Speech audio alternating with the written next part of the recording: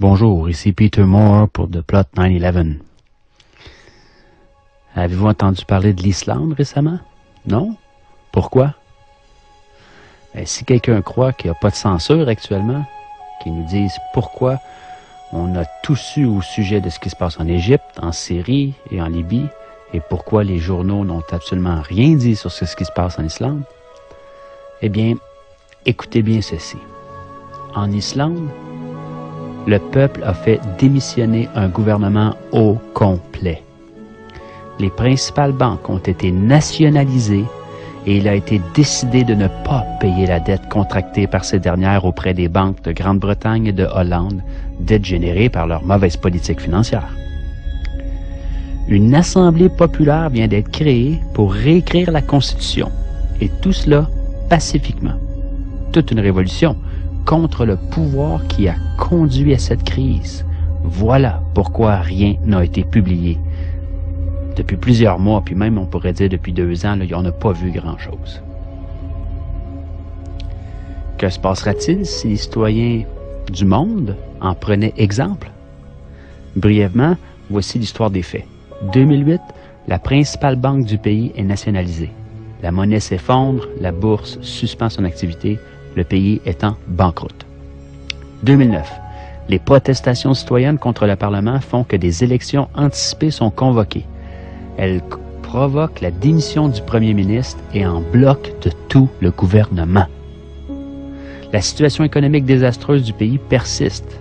Par le biais d'une loi, il est proposé à la Grande-Bretagne et à la Hollande le remboursement de la dette par les paiements de 3 500 millions d'euros.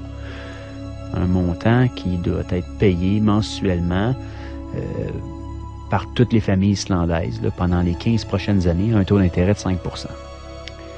2010, le peuple descend à nouveau dans la rue et demande que la loi soit soumise à référendum. En janvier 2010, le président refuse de ratifier cette loi et annonce qu'il y aura une consultation populaire. En mars, le référendum a lieu et le non au paiement de la dette remporte 93 % des voix. Pendant ce temps, le gouvernement a entamé une investigation pour régler juridiquement la responsabilité de la crise. Les détentions de plusieurs banquiers et cadres supérieurs commencent. Là, je parle de prison, là. Oui, on n'est pas tous des mauviettes. Il y a des gens qui se tiennent, il y a des gens avec des colonnes vertébrales sur la terre, là. On n'en parle pas des médias, bien sûr, mais ça existe. Interpol lance une enquête et tous les banquiers impliqués quittent le pays. C'est comme des rats qui quittent le navire, là. Dans ce contexte de crise, une assemblée est élue pour rédiger une nouvelle constitution qui reprend les leçons apprises de la crise et qui se substitue à l'actuelle, qui est une copie, dans le fond, de la Constitution danoise. Pour ce faire, on a recours directement au peuple souverain. On élit 25 citoyens sans filiation politique parmi les 522 qui se sont présentés aux candidatures. Pour cela, il faut être majeur et recueillir le soutien de 30 personnes. Assez simple. L'Assemblée constituante commence ses travaux en février 2011 afin de présenter, en partant des avis collectés dans les diverses assemblées qui ont eu lieu dans tout le pays, un projet de grande charte. Elle doit être approuvée par l'actuel Parlement ainsi que par celui qui sera constitué après les prochaines élections législatives. Voici en bref l'histoire de la révolution islandaise. Démission en bloc de tout un gouvernement. Nationalisation de la banque. Référendum pour que le peuple puisse se prononcer sur des décisions économiques fondamentales. Emprisonnement des responsables de la crise. Réécriture de la Constitution par les citoyens.